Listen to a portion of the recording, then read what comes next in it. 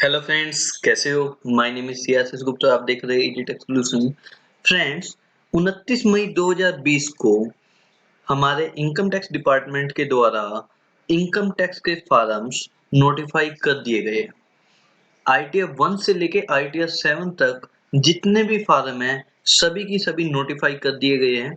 अभी वेबसाइट पर मतलब कि इनकम टैक्स इंडिया e-filing.gov.in पे तो अभी आने बाकी है, लेकिन वैसे इन्होंने क्या उनका स्ट्रक्चर होएगा, क्या फॉर्म्स में क्या डिटेल भरनी होएगी, इन सब के बारे में बता दिया।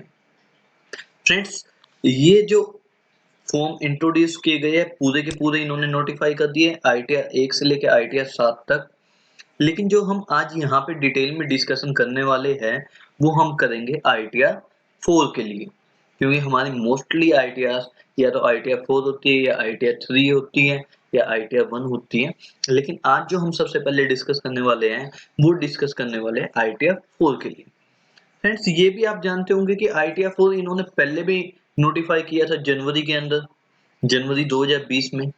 लेकिन फ्रेंड्स, अब इन्होंने उसमें दोबारा से चेंज कर दिया गया है। अब इन्होंने उसे दोबारा से नोटिफाई किया है। देख लेते हैं फ्रेंड्स कि क्या किया है। ये देखिए फ्रेंड्स, ये इन्होंने आईटीआर 4 2020-21 के लिए नोटिफाई किया है। ठीक है, इसमें पहले तो वही हमारी जनरल इंफॉर्मेशन मांगी है, first name, middle name, last name.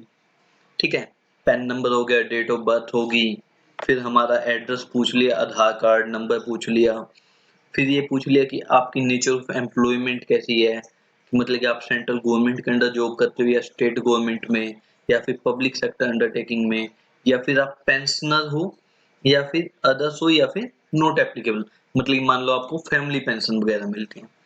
फिर उन्होंने पूछा कि आप किस सेक्शन में आईटीआर फाइल करना चाहते हो, क्योंकि अगर आप ड्यू डेट से पहले फाइल करते हो तो सेक्शन 139(1) होता है। अगर आप ड्यू डेट मतलब कि इस बार की ड्यू डेट क्या है फ्रेंड्स, 30 नवंबर है। अगर आप ड्यू डेट के बाद फाइल करते हो तो 139(4) है। और अगर आप रिवाइज करना चाहते हो रिटर्न को तो 139(5) में करनी पड़ेगी। और अगर आपका टाइम निकल चुका है, मतलब कि जो हमारा 1 ईयर होता है, ठीक है, 1 साल के अंदर अंदर आपने अगर अपनी आईटीआर नहीं भरी, जैसे अब मान लो 31/3/20 की आईटीआर की लास्ट डेट 31/3/21 तक है, ठीक है, लेट फीस पेनल्टी वगैरह के साथ, अगर आप तब भी नहीं भरते तो आप कंडोनेशन ऑफ डिले के लिए अप्लाई कर सकते हो 119(2)(b) में। और अगर आपकी रिटर्न डिफेक्टिव होगी है तो 139(9) में भरोगे। अगर इनकम टैक्स वालों ने आपसे नोटिस निकाला और फिर उसके बाद रिटर्न फाइल कर रहे हो तो 142(1) में। अगर आपकी रीअसेसमेंट हो रही है उसकी वजह से आपको आईटीआर भरनी पड़ रही है 148 में। और सर्च वगैरह के केस में आपको 153(a) 153(c) में फाइल करनी होती है। ठीक है, फिर इन्होंने वही पूछा कि अगर आप रिवाइज कर रहे हो तो आप हमें रिसिप्ट नंबर वगैरह दे दीजिए। ठीक है, अब मेन जो इन्होंने पिछले साल की आईटीआर और इस साल की आईटीआर में एक तो इन्होंने ये चेंज किया, ये वाला। इसमें इन्होंने क्या कहा है कि पूछता है कि क्या आप return 7th proviso to section 139(1) में फाइल कर रहे हो, हाँ या ना। अब 7th प्रोविजो टू सेक्शन 139(1) क्या था कि मान लीजिए आपकी इनकम तो 2.5 लाख रुपए से कम है, मतलब कि जो आपकी इनकम है वो टैक्सेबल लिमिट से कम है, लेकिन फिर भी आपको आईटीआर भरनी पड़ेगी अगर आपके ऊपर 7th proviso to section 139(1) applicable होता है। उसमें 3 ऑप्शंस है। अगर मान लो तीनों में से आपके ऊपर कुछ भी लाइबल हो रहा है, आप उसके अंदर फिट बैठ रहे हो, तो आपको आईटीआर भरनी पड़ेगी, बेशक आपकी इनकम 2.5 लाख से कम क्यों ना हो। कौन कौन सी?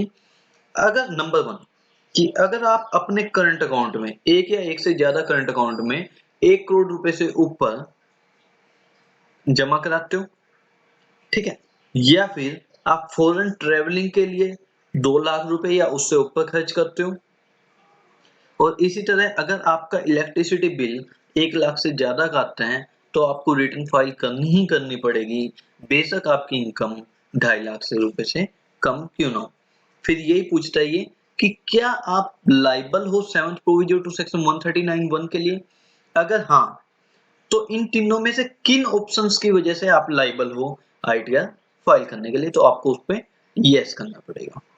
और अगर यस है तो आपको ये भी देना पड़ेगा कि आपने कितनी अमाउंट स्पेंड करी है उस ट्रांजैक्शन के ऊपर। ठीक है, फिर हम देख लेते हैं कि आगे क्या पूछा है इसने। फिर हमसे ग्रॉस टोटल इनकम के हेड पूछते हैं, कौन कौन से हैं।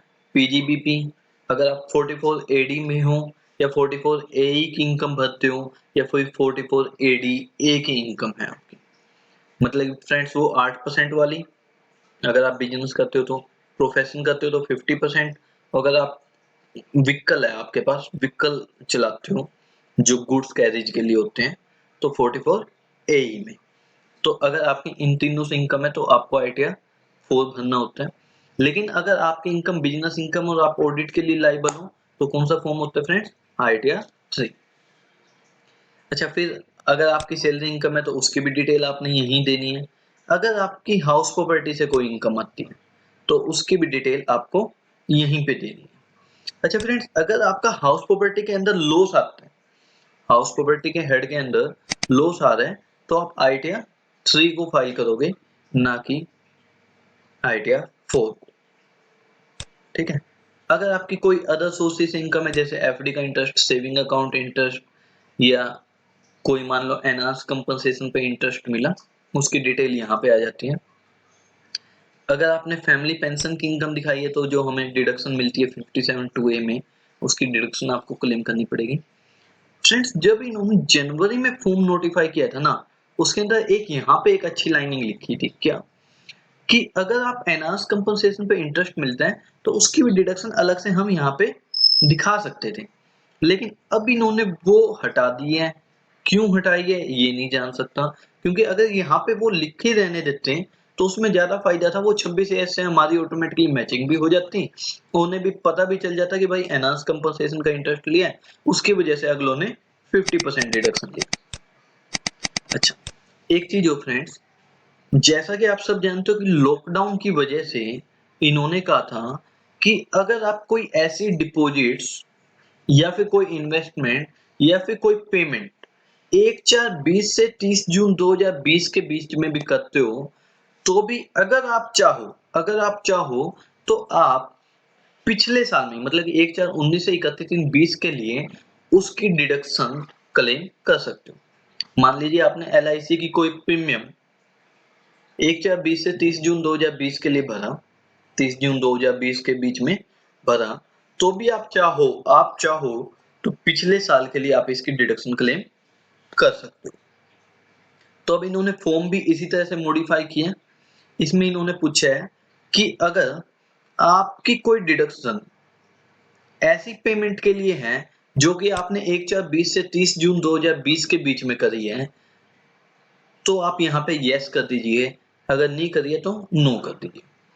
फिर मान लो आपने 90,000 रुपए का तो प्रीमियम भर चुके थे 31 मार्च तक, और 50,000 रुपए की इन्वेस्टमेंट करी आपने 1/4/20 से 30 जून 2020 के बीच में, और आप उसकी डिडक्शन क्लेम करना चाहते हो पिछले साल के लिए, तो 90 + 50 140। तो यहाँ पे आप 80C में पूरी की पूरी अमाउंट डाल दोगे, 140 की 140।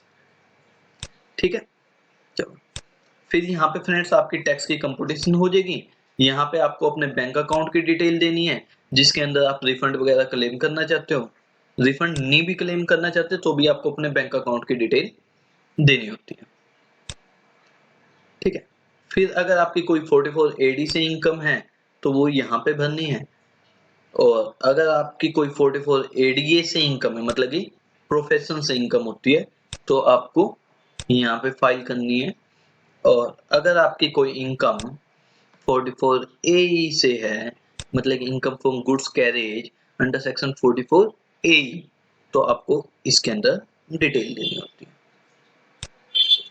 ठीक है, उसके बाद अगर आपके पास जीएसटी नंबर है तो आपको जीएसटी नंबर मेंशन करना होता है, और आपने उसके अंदर आपने कितनी सेल दिखाई है वो भी आपको यहाँ पे दिखानी होगी। फ्रेंड्स, ये देखिए एक सबसे बड़ी चीज, financial particular of the business as on 31 March 2020। जब हमारे इनकम टैक्स के फॉर्म नोटिफाई किए गए थे जनवरी 2020 में, आईटीआर 4 नोटिफाई किया गया था, उस टाइम पे ये बैलेंस शीट की डिटेल हटा दी थी। उस टाइम पे पूछ रहे थे ये कैश कितना डिपॉजिट किया ड्यूरिंग द ईयर, कैश में विड्रॉल्स कितनी हुई उनकी डिटेल देनी थी। तो वो हमारे लिए कॉम्प्लेक्स भी मैटर था। अब फ्रेंड्स इन्होंने पिछले साल की तरह ही हमारे लिए जैसे पिछले साल बैलेंस शीट की डिटेल देनी थी वैसे ही आपको इस साल भी देनी है। ठीक है। अब अगर आपका कोई एडवांस टैक्स भरा है या सेल्फ असेसमेंट टैक्स भरा है या फिर आपने टीसीएस कलेक्ट किया है, टीडीएस काटा है, तो उसकी डिटेल यहाँ पे दे दी जाएगी। एक फ्रेंड्स यहाँ पे इन्होंने एक कॉलम और बनाई है, ये देखिए कि अगर आपने कोई इन्वेस्टमेंट 1/20 से 30 जून 2020 के बीच में करी है और आपने उसकी डिडक्शन फाइनेंशियल ईयर 19-20 के लिए भी क्लेम करी है, तो आपको उसकी डिटेल इस शेड्यूल डी आई